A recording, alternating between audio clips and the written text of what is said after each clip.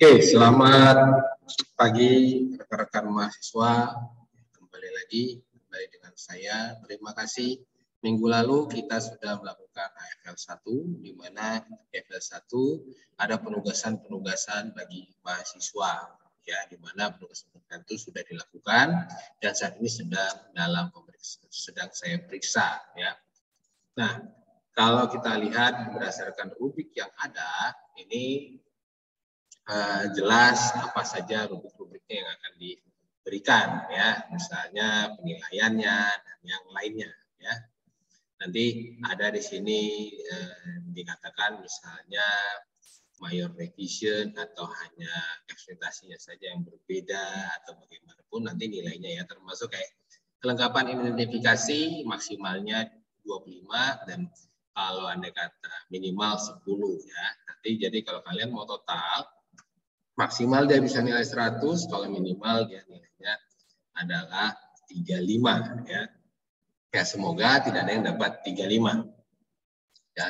Adapun AFL 1 kemarin sangat jelas diberitahukan, ya, bahwa di AFL 1 ini bahwa mahasiswa diminta untuk membuat paper kreatif, ya. Aturan-aturannya sudah jelas, ya, di mana di dalam paper itu ada profil perusahaan, perkembangan bisnis perusahaan dari masa ke masa, ya.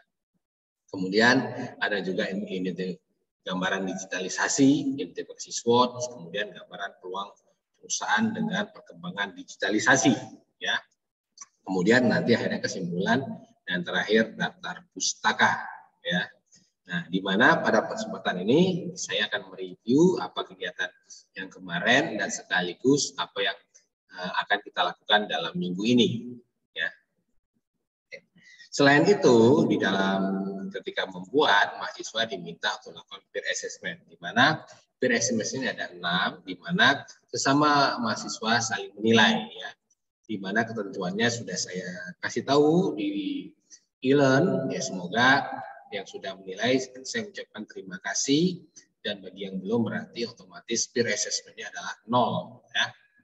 Walaupun mahasiswa tersebut mengerjakan, ya, karena tidak melakukan kewajibannya, ya, sesuai dengan penjelasan yang di e-learn.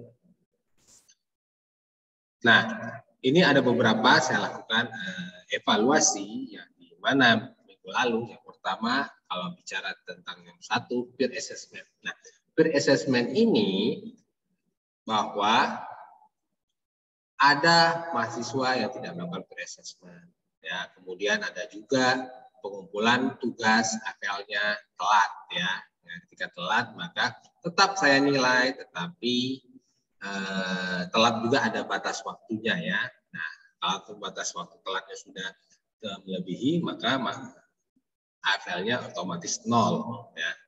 Kemudian di minggu yang lalu banyak mahasiswa yang melakukan hanya membaca saja, ya, di mana namanya PowerPoint itu biasanya poin-poin, kemudian baru kita melakukan penjelasan, ya.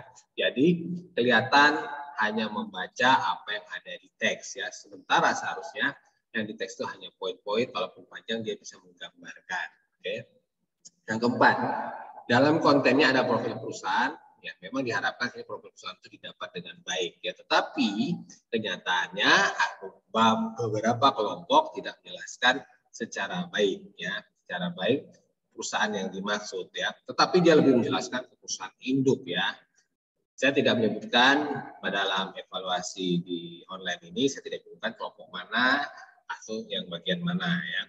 Tetapi kalau kelompoknya mau coba menanyakan, merefleksikan sendiri, silakan, ya. Tapi banyak, gitu, ya. Karena yang kita minta adalah perusahaan di Makassar. Tapi kenyataannya dia menjelaskan lebih banyak ke perusahaan induknya, ya. Paling di Makassar itu banyak. Bisa secara produk dan bisa juga secara in the site-nya, di lokasinya, ya. Kemudian berbicara gambar digitalisasi juga banyak yang tidak melakukan survei atau melihat langsung, ya, apa saja digitalisasi atau membaca literatur, ya. Akhirnya di sini tidak dijelaskan dengan baik, ya, dalam arti namanya ditanya digitalisasi perusahaan, artinya perusahaan melakukan digitalisasi. Tetapi kenyataannya berbeda ya. Mahasiswa banyak, kelompok mahasiswa itu banyak menjelaskan kepada digitalisasi perusahaan lain yang dipakai di dalam perusahaan tersebut ya. Padahal digitalisasi di sini adalah sebenarnya kemampuan perusahaan melakukan digitalisasi, apakah dia sudah menggunakan komputernya untuk apa, atau dia menggunakan internetnya untuk apa, atau dia punya sistem atau punya aplikasi atau dan sebagainya ya. Nanti di sini digitalisasi. Nah ya, tetapi ada juga beberapa ketika udah ada beberapa yang menggambarkan digitalisasi, digitalisasi yang sudah terjadi, tetapi kenyataannya kelompok tersebut menganggap digitalisasi tersebut merupakan bagian dari peluang. Padahal kalau peluang itu adalah sesuatu yang belum terjadi, ya, di mana dia akan melakukan analisis sehingga dia tahu bahwa itu adalah peluang yang baru. Nah, peluang itu berarti gambaran digitalisasi yang belum ada. Nah, kemudian minggu yang lalu ada juga yang tidak mengaktifkan kamera dan ada juga tidak menyisipkan nama sesuai dengan arahan yang dimaksud. Yang berarti di sini mahasiswa tersebut tidak membaca e-learn ya dengan baik. Ya, ketika dia tidak membaca e-learn, artinya dia tidak bisa melaksanakan sesuai dengan arahan yang dimaksud. Ya. Kenapa hal ini berguna? Karena di dalam perusahaan, ya, kalau andai kata kalian nanti bercita-cita kerja di perusahaan besar atau kalian punya perusahaan sendiri, ya seharusnya kalian punya SOP, punya aturan, punya kebijakan yang jelas, ya, sehingga akhirnya kalian sebagai karyawan bisa melakukan sesuai dengan aturan perusahaan, atau kalian punya usaha, kalian bisa memberikan aturan-aturan yang jelas sehingga karyawan kalian bisa bekerja sebagaimana mestinya. Ya, apabila tidak bekerja sebagai mestinya, maka target-target yang dicapai tidak dapat tidak dapat dicapai. Ya. Kemudian selanjutnya, ya, ada lagi di mahasiswa tersebut dia hanya menjelaskan strategi saja, ya, tapi tidak menjelaskan secara rinci strategi yang dimaksud apa. Contoh, misalnya, Pak, saya berada di kuadran 2, saya harus melakukan diversifikasi. Ya, diversifikasi itu apa ya? Berarti contoh misalnya saya adalah perusahaan kuliner, saya adalah memproduksi rice, saya melakukan diversifikasi. Bisa diversifikasi produk yang rice-nya di mana tadinya isinya adalah sayur-sayuran, akhirnya ujungnya saya kasih isinya mungkin daging, blueberry atau sebagainya, ya. Atau bisa saja saya membuat diversifikasi produk seperti yang bukan rice, mungkin temannya, mungkin donat atau yang lain.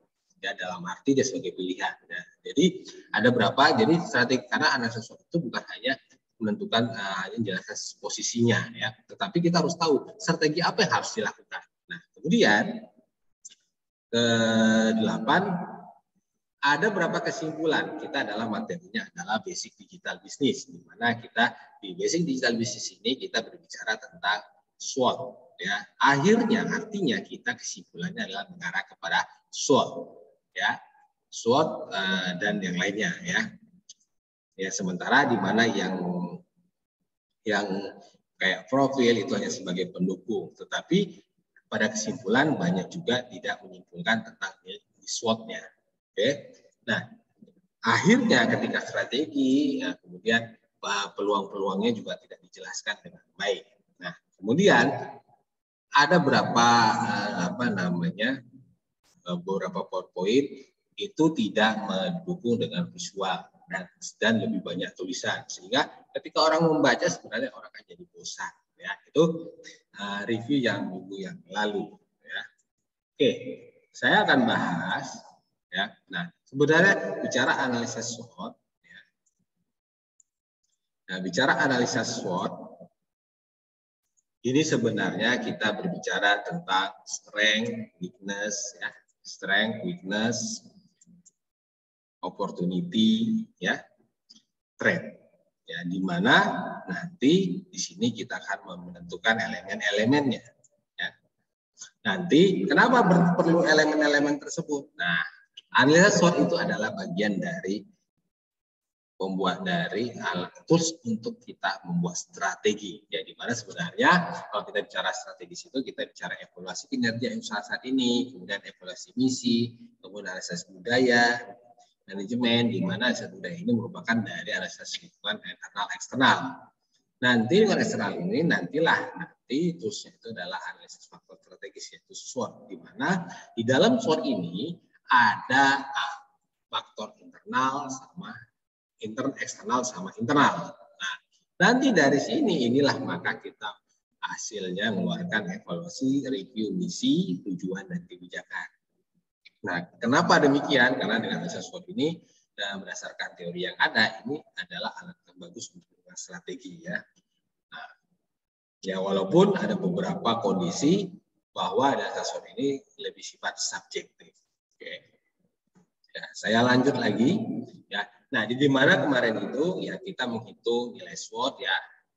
Ada beberapa mahasiswa tidak menampilkan nilainya ya, di mana sebenarnya ini kita bisa ada dua, ya, materi IE sama Kartesius ya. Di mana Kartesius cara perhitungannya berbeda. Nanti apabila kita sudah menghitung, maka nilai-nilai tersebut maka kita masukkan di dalam nilai-nilai tersebut ya. Misalnya kayak gini, nilai EV-nya 2,5, maka kita tentukan 2 ya, ini EV-nya, maka tentu di sini 2,5, kemudian ada 3, berarti di kuadran 2 ya.